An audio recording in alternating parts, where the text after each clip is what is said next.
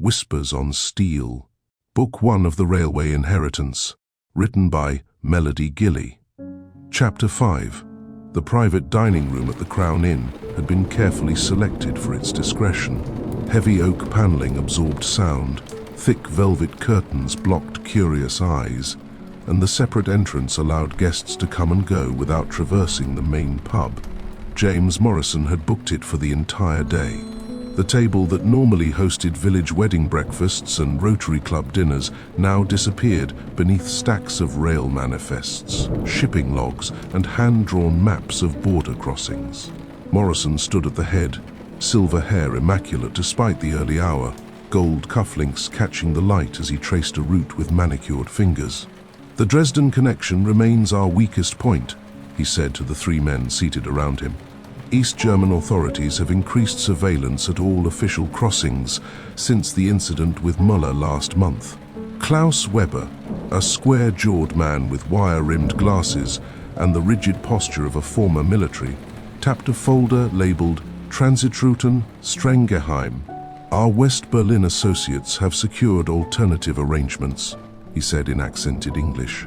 "A maintenance tunnel beneath the old freight yard has been reallocated for our purposes.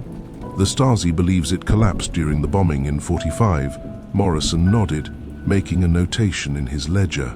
"Capacity: 3 crates per crossing, maximum. Any more would risk detection." "Insufficient." Morrison frowned. "Our clients expect minimum deliveries of 5 units weekly. The profit margins don't justify the risk otherwise." Weber spread his hands in a gesture of pragmatic acceptance. "Then we must charge more for each unit."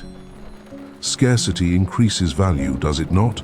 Morrison's thin smile acknowledged the point. He turned to a younger man in a precisely tailored suit, Phillips, his most trusted logistics manager. "The Finnish route." Phillips consulted his notes. "Operational but costly. The Soviet naval patrols have doubled since January. Our captain demands an additional 20% per crossing." "Give him 15, Morrison countered. "And remind him that his brother's Oxford education depends on our continued satisfaction." The third man, Barnes, a ruddy-faced former British rail executive, cleared his throat. "If we had the Yorkshire lines operational again, we could reduce our dependence on the northern sea routes. The old von Vogel connections to Hamburg were never fully documented on official maps. Several key spurs remain unknown to current authorities." Morrison's eyes narrowed slightly. "Indeed. Which is why today's meeting with young von Vogel is crucial." He glanced at his watch. "He should be arriving shortly. The board's continued refusal to officially sanction the reopening provides us perfect cover. What cannot be seen on paper cannot be monitored." He moved to a locked briefcase, entering the combination with practiced ease. From within, he removed a small leather-bound book, its pages yellowed with age. "This," he said, holding it with almost reverential care, "is Sebastian von Vogel's private logbook from 1939 to 1942. It contains the actual routes, tonnages, and cargo designations, not the fabricated records submitted to transport authorities." Weber leaned forward, clearly impressed. "How did you acquire this?" "Let's just say Helena Matthews wasn't the only one who understood the value of documentation." Morrison's smile didn't reach his eyes. "What matters is that it contains the exact specifications for the underground freight passages that connected the Yorkshire mines to the continent. Passages large enough for our current needs." He returned the book to the briefcase as Phillips distributed slim folders to each man. "Your updated assignments, gentlemen. Weber, you'll coordinate with our East Berlin associates. The usual payment protocols apply. Swiss accounts, divided transactions. Phillips, accelerate the recruitment of staff for the Yorkshire operation. Focus on former rail workers with financial difficulties or compromising circumstances. Barnes, the customs documentation requires your attention. Ensure our manifests reflect agricultural equipment, not the actual contents." The men nodded, accepting their roles in an operation whose full scope none of them entirely grasped. Morrison had built his empire on compartmentalization, each participant knowing only enough to perform their function, never enough to understand the whole. Weber cleared his throat. The special cargo from Vienna. Has it cleared British customs? Morrison consulted a shipping log. Arrived yesterday. Currently held at our Liverpool warehouse under the chemical fertilizer designation. He made a note on his calendar. Transit to final destination scheduled for the 17th. Once payment confirmation arrives from our Middle Eastern clients, he raised an eyebrow at Weber. The West German authorities still believe your company manufactures agricultural equipment? Of course, Weber replied smoothly. The factory in Munich provides excellent cover. Tractors and harvesters enter our facility.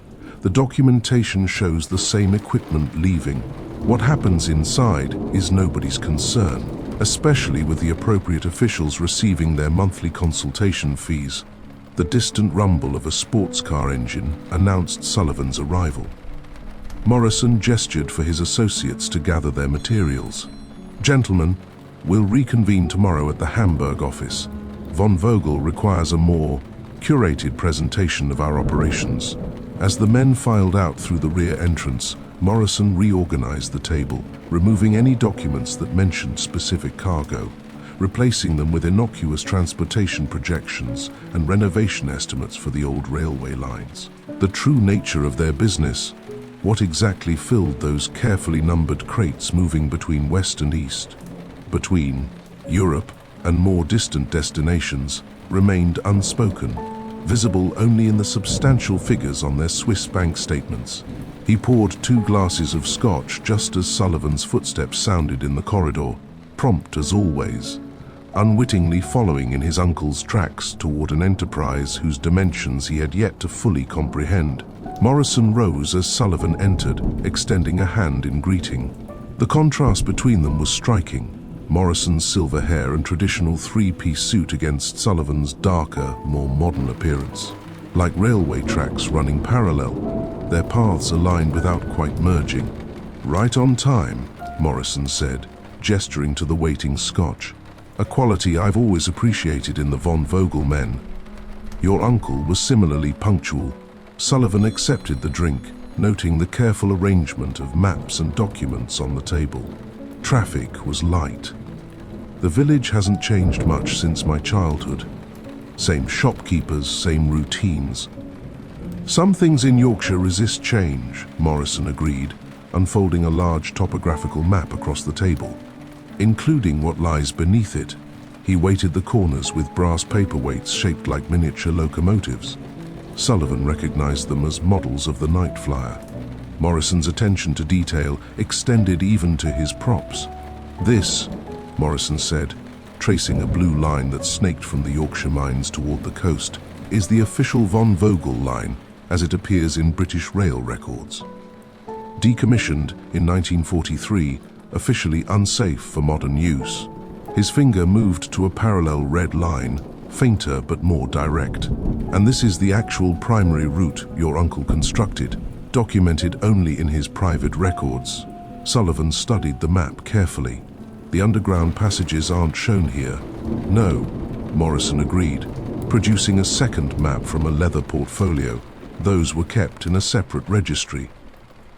For obvious reasons, this new map revealed an intricate network of tunnels branching from the main line, some running deeper into the mines, others extending toward what appeared to be abandoned farm properties near the coast. Your uncle was a visionary, Morrison said, his voice carrying a note of genuine admiration. He understood that the future of transport lay not just in what could be seen, but in what remained invisible to authorities. Sullivan traced one of the underground routes. These connect to the Hamburg line? Eventually, yes. Through a series of transfers designed to obscure the journey's origin. Morrison activated a small tape recorder on the table, a new Grundig model, Sullivan noted, for accuracy in our discussions. I trust you don't object. When Sullivan nodded his assent, Morrison continued, his tone shifting to precise business details. Renovation costs for the primary line would run approximately £1.2 million, including necessary bribes to local officials and safety inspectors. He slid a detailed budget proposal across the table. The underground sections would require an additional £800,000, primarily for structural reinforcement and modern ventilation systems. Sullivan reviewed the figures, his expression revealing nothing. Substantial investment. With substantially greater returns, Morrison countered smoothly. Our current overland routes incur excessive risk premiums. The sea passages are vulnerable to weather and increasing NATO surveillance. Your family's infrastructure offers discretion that simply cannot be purchased elsewhere. Morrison unfolded another map, this one more detailed and marked with small red X's at various points along the tracks. These locations, he said, tapping each 10 in turn, contain something your uncle arranged in the final months of the war. Metal boxes buried in the gravel beneath. The tracks, waterproof, reinforced. Inside each one is documentation that would prove enlightening regarding the original ownership structures of the lines. Sullivan's eyebrow rose slightly. Buried paperwork? Insurance, Morrison corrected, against certain questions that might arise during the reopening process. Questions about right-of-way, about mineral rights beneath the tracks, about wartime usage. He leaned forward. These boxes need to be recovered before any official surveys begin. Personally, by someone with both knowledge and discretion.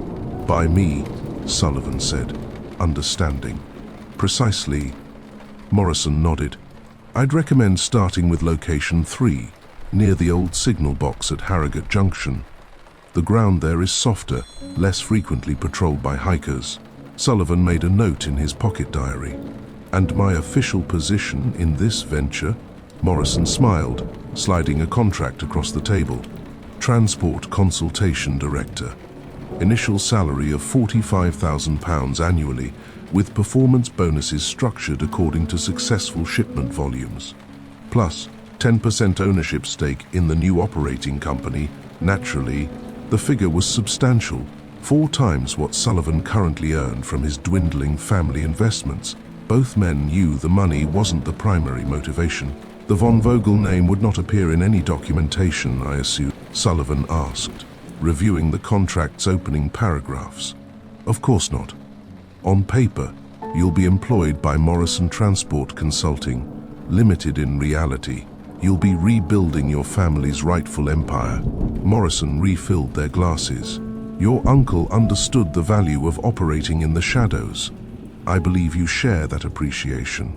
With the preliminaries settled, Morrison pulled out a folder marked with both American and Soviet classification stamps, obtained through unofficial channels.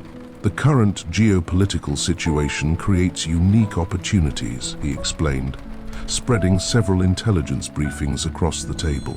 Berlin remains the most profitable transit point. The wall has created artificial scarcity on both sides, consumer goods in the east, certain technological components in the west. He showed Sullivan a series of photographs, checkpoint crossings, watchtowers and patrol schedules. The NATO forces have increased surveillance along the official crossings, but they're focused on human defectors, not cargo. Meanwhile, the Soviets are primarily concerned with preventing intellectual flight, scientists, artists, dissidents. This creates a perfect blind spot for physical goods. Sullivan examined the intelligence reports. These are remarkably detailed. Me 6? Morrison's smile was thin. I maintain relationships with intelligence services on both sides of the Iron Curtain. Information is simply another commodity to be traded. The Americans are particularly concerned about nuclear materials moving east, while the Soviets worry about Western listening devices. Both pay handsomely for reassurance about what their enemies are or aren't shipping. He pulled out a shipping manifest labeled agricultural equipment with both German and English text. Last month alone, we moved 12 shipments through the Finnish corridor. Everything from American pharmaceuticals to Soviet bloc industrial diamonds. The markup on restricted items currently averages 300%. And the clients? Sullivan asked. Varied. East German factory managers are desperate for Western replacement parts. West German industrialists seeking low-cost Eastern European raw materials, British intelligence requiring untraceable delivery methods for their Berlin operatives. Morrison shrugged elegantly. I don't concern myself with the politics. The wall creates the demand. We simply facilitate the supply. He pulled out another document, cargo projections for the coming year. The Americans and Soviets continue their public posturing, while privately conducting substantial trade through intermediaries like us. Last quarter, we moved American computer parts to Poland and Czech uranium samples to Britain in the same week. Sullivan's eyebrows rose. Dangerous game. Profitable game, Morrison corrected. Wars, cold or hot, have always been good for transport businesses willing to serve all sides. Your uncle understood this during the last conflict. The current East-West tensions simply offer new variations on the same opportunity. He showed Sullivan photographs of nondescript crates being loaded onto unmarked trucks. The Yorkshire lines would primarily handle specialized cargo, items too sensitive for conventional shipping, too valuable for official inspection. The buried documentation your uncle left would prove particularly useful should questions arise about certain wartime shipments that might resemble our current operations. Sullivan signed the contract with a Mont Blanc pen that had once belonged to his father, the past and future merging in a swift stroke of ink. Business concluded, and the tension in the room eased slightly. Morrison loosened his tie a fraction. Now, tell me about your morning. You seem distracted. Sullivan hesitated, then decided transparency might serve his purposes. I encountered Helena Matthews' daughter in the village, Sonia. We had an interesting conversation at Bridgewater's. Morrison's hand paused midway to his glass, the only indication of his surprise. Did you indeed? And how did you find the young Miss Matthews? Not what I expected, Sullivan admitted. Less guarded than her mother, intelligent, literary, and beautiful, like Helena was, Morrison added, studying Sullivan's expression carefully. I remember when she first arrived at the railway office. Every man there found some excuse to visit Sebastian's department. Sullivan didn't deny the observation. I've invited her to dinner at the Heather Bell tonight. Morrison's eyes narrowed slightly. A bold move, and potentially useful for information gathering. However, I would caution against developing any personal interest. The Matthews women have proven dangerous to von Vogel men in the past. It's just dinner, Sullivan said, his tone deliberately casual. An opportunity to assess what she knows, what her uncle might have told her. Constant was always too clever by half, Morrison mused. Kept investigating long after official inquiries were closed. If he's sharing his theories with his niece, he tapped his fingers thoughtfully against his glass. You should discourage her from looking further into this side of her family history. For her own safety, of course. The implied threat hung in the air between them. Sullivan's face remained impassive, but something in his eyes hardened almost imperceptibly. I'll handle Sonia Matthews, he said simply. Morrison studied him for a long moment. See that you do. Some trains, once set in motion, cannot be easily stopped. He gathered the maps, returning them to their portfolio. Now, shall we discuss the specifications for the Harrogate Junction restoration? The engineering challenges are rather fascinating.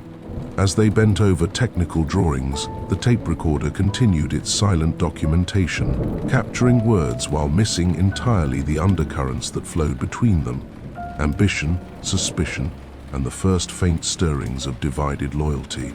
The door closed behind Sullivan, leaving Morrison alone in the private dining room. He poured another measure of scotch, swirling the amber liquid against the crystal as he gazed at the maps still scattered across the table. Young von Vogel was proving to be as useful as his uncle had been, if considerably less volatile. A good investment, provided he could be kept in check. Morrison looked at the more sensitive document in his briefcase, movements precise despite the late hour and multiple drinks. Decades of practice had left him with a tolerance that served him well in a business where loose tongues meant swift ends. As he gathered the last of the papers, His fingers brushed something in his inner pocket, a handkerchief folded neatly along worn creases. He hesitated, then withdrew it, the fine linen soft against calloused fingertips. The gold thread initials in the corner, caught the light as he turned it over. Helena, he murmured, the name itself an indulgence he rarely permitted himself. The memory surfaced unbidden. Helena Matthews at her desk in the railway office, summer 1941, sunlight catching her hair as she bent over shipping logs. The way she'd looked up when he entered, her expression shifting from wariness to something warmer when she recognized him. Not Sebastian, not the intimidating director, just the junior transport liaison with a borrowed book of poetry and carefully rehearsed questions about cargo weights. He hadn't started that way, of course.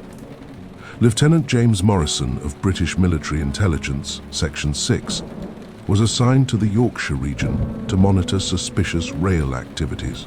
"Find out what von Vogel is shipping to Dresden," his handler had ordered. "Manifests don't match intelligence reports. Something's moving that shouldn't be."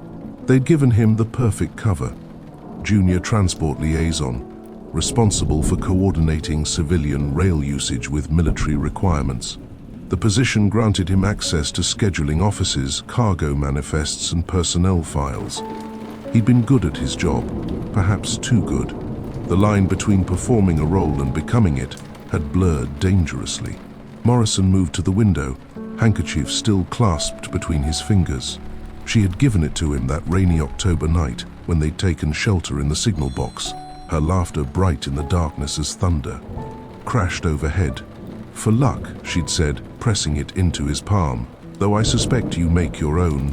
That night, he'd almost told her the truth, that he wasn't just a transport liaison, that his interest in Sebastian's irregular shipments went beyond professional curiosity, that ME6 had been tracking the von Vogel lines since 1939, suspicious of their German connections. But then she'd shown him her discoveries, the mismatched weights, the irregular schedules, the coded telegrams, and he'd realized she was conducting her investigation, for different reasons perhaps, but with the same target. So he'd kept his secret, maintained his cover, even as they began sharing information and something more intimate. A dangerous game made more complicated by his growing realization the von Vogel operation was too sophisticated, too valuable to simply shut down. There were opportunities within the shadows, possibilities that went beyond his official assignment. He poured another scotch, the level in the bottle dropping dangerously low. By 1942, he'd been running his parallel operation, skimming intelligence from Sebastian's network, selling select pieces to his MI6 handlers while withholding others for future leverage. The Germans paid well for certain information, the British for others.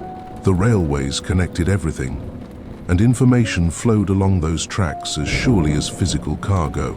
When the Dresden line explosion killed Sebastian in '43, Morrison had already laid the groundwork for his post-war empire. Contacts established, networks mapped, and weaknesses identified. The official investigation concluded case was closed. Only Helena had possessed enough pieces to threaten the fragile structure he was building. "You should have stayed," he told the empty air. "We could have protected you." The admission felt like a betrayal, even now. Protected her from whom? The lines between allies and enemies had blurred long ago, leaving only opportunities and obstacles. He began to pace the room, measuring possibilities against probabilities, the tactician in him automatically calculating contingencies. The skills that had kept him alive during the war, the ability to track multiple operations, simultaneously to identify leverage points, to eliminate vulnerabilities, had served him equally well in the decades since. Operation Crossroads, they'd called his assignment. Monitor the von Vogel lines, identify German intelligence channels, and terminate if necessary. Nobody had anticipated he would instead inherit them, transform them, and expand them into something that served all sides while ultimately answering to none. "If Gregory Constant has shared his suspicions with her," he murmured, moving between shadow and light as he circled the table. The retired inspector had been a thorn in his side for decades, tenacious as a bulldog with his theories about the Dresden line and Sebastian's death. Never enough evidence to move forward, but never quite willing to let go. Constant had been part of the original investigation team, junior then but observant. He'd noted discrepancies in Morrison's statements and questioned his whereabouts the night of the explosion. Nothing provable, just enough doubt to make him dangerous. Morrison had arranged his transfer to another department, but the man had kept unofficial notes, maintained unofficial contacts, including, apparently, with Helena across the Atlantic. Morrison paused at the map, showing the buried document locations. If Constant managed to find even one of those metal boxes before Sullivan retrieved them, the entire operation would be compromised. Worse, if he connected Morrison transport to the old von Vogel operations, Contingency Plan 7 perhaps, he mused, finishing his scotch. That would require certain arrangements, untraceable calls to his contacts in British intelligence, carefully worded concerns about an elderly man, his deteriorating mental state, and his growing obsession with conspiracy theories that might prove embarrassing to certain government departments. He still maintained connections within MI6, men who owed their promotions to timely intelligence he'd provided, women who'd built careers on his carefully sanitized reports. A few strategic calls suggesting Constant was becoming erratic, perhaps reviving old wartime conspiracy theories that might embarrass the service. It would be enough to ensure any accusations were dismissed as the ramblings of an aged mind. A car backfired in the street below, the sound unnervingly like a distant gunshot. Morrison flinched, his hand automatically reaching for a weapon he no longer carried. Old reflexes from older days, days when his MI6 handler would meet him in countryside pubs, when coded messages arrived through railway post, when every unexpected sound might signal discovery. He had learned tradecraft from the best, section chiefs who'd cut their teeth in the Great War, field agents who understood that survival often meant moral compromise. They'd taught him dead drops and brush passes, surveillance and counter-surveillance, the art of constructing legends that could withstand the deepest scrutiny, skills that had transformed a military intelligence assignment into a business empire spanning 2 continents. He returned to the window, watching rain begin to speckle the glass. Sullivan and Sonia would be meeting soon at the Heather Bell. 2 bloodlines converging again. Children of opposing camps, drawn together by forces they barely understood. Helena would have hated it, would have swept in with fierce protective instincts to separate her daughter from Sebastian's nephew. But Helena wasn't here. She'd made her choice decades ago, choosing silence and exile over confrontation and justice, leaving him behind with her handkerchief and half-finished promises, leaving him to build his empire from the ashes of wartime operations to transform military intelligence channels into private profit streams. Morrison carefully refolded the handkerchief along its worn creases, returning it to his inner pocket. Sentiment had no place in the calculations ahead. If Constant became problematic, he would be neutralized. If Helena Matthews proved troublesome, measures would be taken. If Sullivan allowed personal interest to override business obligations, well, there were contingencies for that too. He gathered his briefcase and coat, switching off the tape recorder and pocketing the cassette. The rain was falling steadily now, drumming against the window like impatient fingers, like time running out, like trains approaching from opposite directions on the same track. All according to schedule, he murmured, straightening his tie before the mirror. The man who stared back had Sullivan's measure, calculated the odds, and prepared for every contingency. But as he left the private room, locking decades of secrets inside, James Morrison couldn't quite silence the echo of Helena's voice. Couldn't. But quite forget the way she'd looked at him that last night. Not with love or even affection, but with something far more damning. Understanding.